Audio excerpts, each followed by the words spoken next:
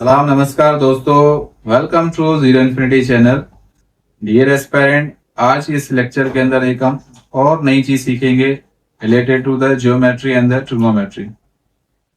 Commonly तौर पे हम ज्योमेट्री या ट्रिग्नोमेट्री के अंदर ट्राइंगल से रिलेटेड जो सॉल्यूशन करते हैं उसके अंदर ज्यादातर हम क्या फाइंड करते हैं, साइड ऑफ अ ट्राइंगल, जिसके अंदर हमें एक एंगल नोन होती है, कोई भी दो साइड्स हमें पता होती है, उसके थ्रू हम क्या करते हैं, थर्ड साइड की लेंथ को मेजर करते हैं। उसके लिए हमारे पास दो मेथड थे। एक हमारे पास पाइथागोरस थ्योरम है जिसके थ्रू हम राइट एंगल ट्राइंगल की साइड को फाइंड करते हैं। दूसरा हमारे पास क्या था, लॉ ऑफ कोसाइन, जिसके अंदर हम किसी भी ट्राइंगल को, अगर वो राइट एंगल हो चाहे वो राइट एंगल ना हो, उसकी भी हम किसी भी साइड की लेंथ को फाइंड आउट कर सकते हैं। लेकिन क्या हमारे पास ऐसा कोई मेथड है जिसके थ्रू हम किसी ट्राइंगल की एंगल को फाइंड कर लें, या हमारे पास दो एंगल्स गिवन हो, एक साइड पता हो, हमें किसी और साइड की लेंथ फाइंड करनी हो, तो हाउ टू फाइंड दैट। तो आइए आज के इस लेक्चर के अंदर हम सीखते हैं कि अगर हमारे पास एंगल्स और साइड्स गिवन हो तो उसकी मदद से कोई अननोन एंगल, कोई अननोन साइड को हम किस तरह से फाइंड करेंगे। तो आज का हमारा जो टॉपिक है that was the law of sign.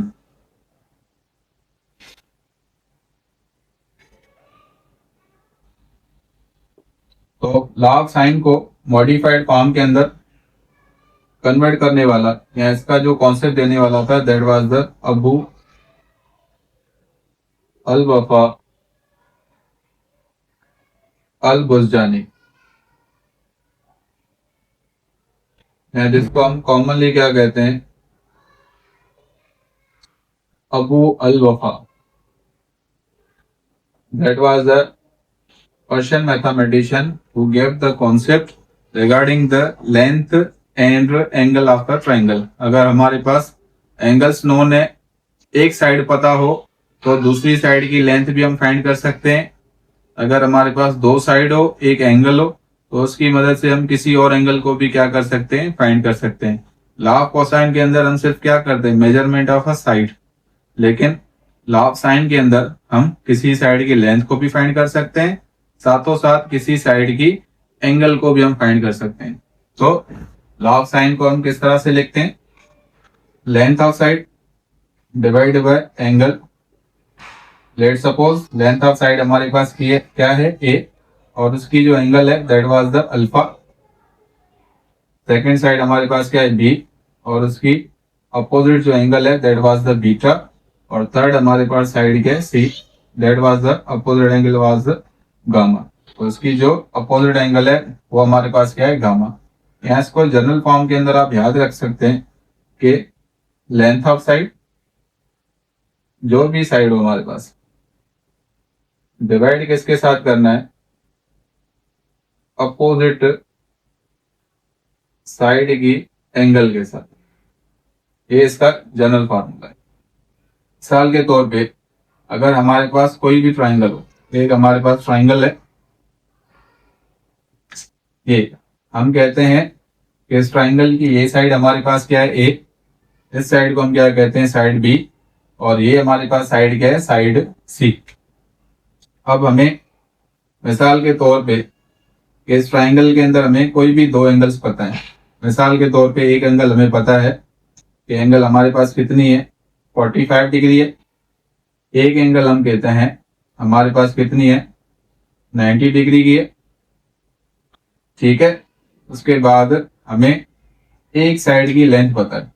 अब हमें एंगल किसकी पता है, एक हमें ए की एंगल पता है, एक हमारे पास किसकी एंगल पता है, बी की एंगल पता है। हम चाहते हैं कि बी साइड की लेंथ कितनी होगी जब ए साइड की लेंथ हमारे पास कितनी हो, 8 हो। तो हम क्या करेंगे, लॉ ऑफ साइन को यूज करेंगे। हमें क्या करना है, लेंथ ऑफ साइड चाहिए to the opposite side of the angle. तो हमें क्या फाइंड करना है, length of the side B. अब हमारे पास गिवन क्या है, साइड ए की लेंथ हमें पता है, और उसके साथों साथ हमें क्या पता है, दो एंगल्स पता है। तो हम फार्मूला यूज करेंगे, A divide by sine alpha, इसके बराबर हो जाएगा हमारा B divide by sine beta के। अब साइड ए की लेंथ हमारे पास कितनी है, 8। साइड ए की अपोजिट एंगल हमारे पास क्या है 90, तो हम लिखेंगे sine 90 degree equal to side B की लेंथ हमें क्या करनी है, फाइंड करनी है। देन एंगल हमारे पास कितनी गिवन है, साइड बी की, यहाँ अपोजिट एंगल इसकी हमारे पास कितनी है 45 डिग्री, तो b डिवाइड बाय साइन 45, तो 8 डिवाइड बाय साइन 90 की वैल्यू हमारे पास क्या होती है 1, b डिवाइड बाय साइन 45 किसके बराबर होता है 1 अपॉन रेडिकल 2।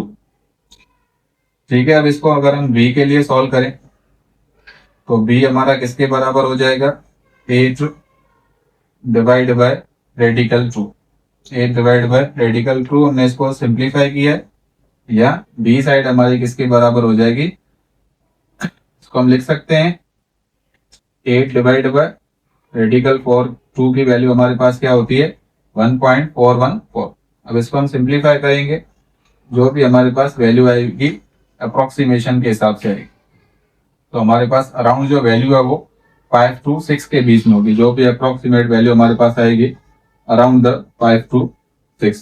तो इस तरह से अगर हमारे पास कोई भी दो एंगल्स पता हो, एक साइड पता हो, तो उसकी मदद से हम किसी और साइड को भी फाइंड आउट कर सकते हैं।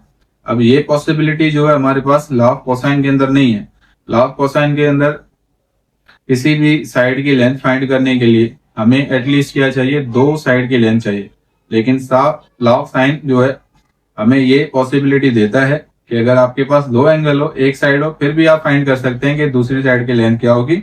यहाँ आपके पास अगर दो साइड हो, किसी तीसरी साइड की आप लेंथ फाइंड करना चाहते हैं या एंगल फाइंड करना चाहते हैं, तो आप उसको इजीली फाइंड आउट कर सकते हैं। हम एक और मिसाल लेते हैं, यहाँ एक और एग्जांपल से इसको समझते हैं। मिसाल के तौर पे हमारे पास एक ट्राइंगल है,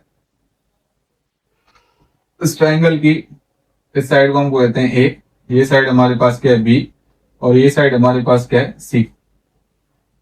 ए साइड की लेंथ हमारे पास कितनी है, लेट सपोज हम कहते हैं 8, सी साइड की लेंथ हमारे पास क्या है 9, और बी साइड की लेंथ हमारे पास क्या है 7 है। और हमारे पास सी की साइड की जो अपोजिट एंगल है वो हमारे पास गिवन है, हम कहते हैं कि वो एंगल हमारे पास कितनी है 60। बताएं कि बी की एंगल कितनी होगी, या बी की जो अपोजिट साइड है उसकी एंगल की वैल्यू हमारे पास कितनी है, इसको हमें क्या करना है फाइंड करना है।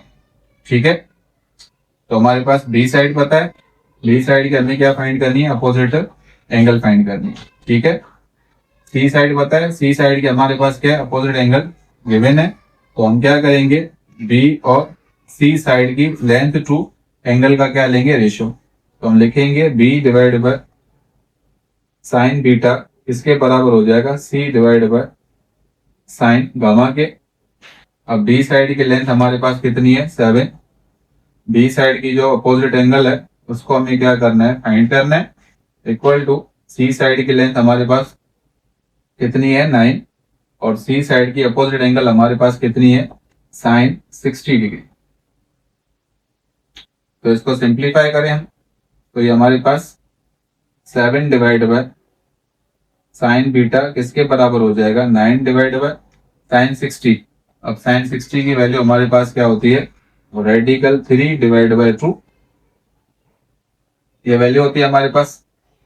तो इसको सिंप्लीफाई करें हम, तो जब इसको सिंप्लीफाई करेंगे तो हमारे पास वैल्यू क्या आएगी 7 डिवाइड बाय साइन बीटा किसके बराबर हो जाएगा 9 इंटू 2 डिवाइड बाय रेडिकल 3। अगर इसको साइन बीटा के लिए हम सॉल्व करें तो साइन बीटा हमारे पास होगा 7 into radical 3 divide by 9 into 2, या साइन बीटा हमारा किसके बराबर होगा 7 टाइम्स रेडिकल 3 डिवाइड बाय 18। मजीद इसको सिंप्लीफाई करें तो साइन बीटा हमारा किसके बराबर होगा 7 इंटू रेडिकल 3 की वैल्यू हमारे पास क्या होती है 1.73 डिवाइड बाय 18। तो बीटा को इन्वर्स करेंगे, तो बीटा की हमें वैल्यू फाइंड करनी है, तो हम क्या करेंगे साइन को करेंगे इन्वर्स। तो साइन इन्वर्स हमारा किसके बराबर हो जाएगा 7 इंटू 1.73 डिवाइड बाय 18। तो इसकी वैल्यू जो हम कैलकुलेटर के थ्रू फाइंड करेंगे।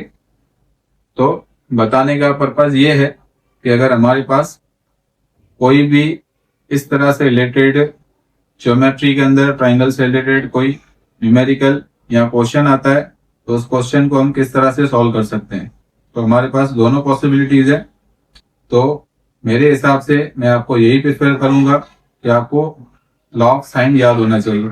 यहाँ लॉ ऑफ साइन को हम किस तरह से यूटिलाइज करेंगे, क्योंकि लॉ ऑफ साइन की मदद से हम एंगल्स भी बता सकते हैं, हम किसी भी साइड की लेंथ को भी फाइंड आउट कर सकते हैं। लॉ ऑफ कोसाइन के अंदर हमारे पास ये पॉसिबिलिटी नहीं है कि उसके अंदर हमें एटलीस्ट क्या चाहिए, दो साइड्स पता होनी चाहिए, तभी हम क्या फाइंड करते हैं, थर्ड साइड को। लेकिन लॉ ऑफ साइन के अंदर एंगल पता है तो साइड मालूम कर सकते हैं, अगर साइड्स पता है तो उनकी मदद से हम एंगल को भी फाइंड आउट कर सकते हैं। आई होप कि ये वीडियो आपके लिए यूजफुल रही होगी। अगर आपको कोई भी क्यूरी है तो आप कमेंट सेक्शन के अंदर कमेंट कर सकते हैं।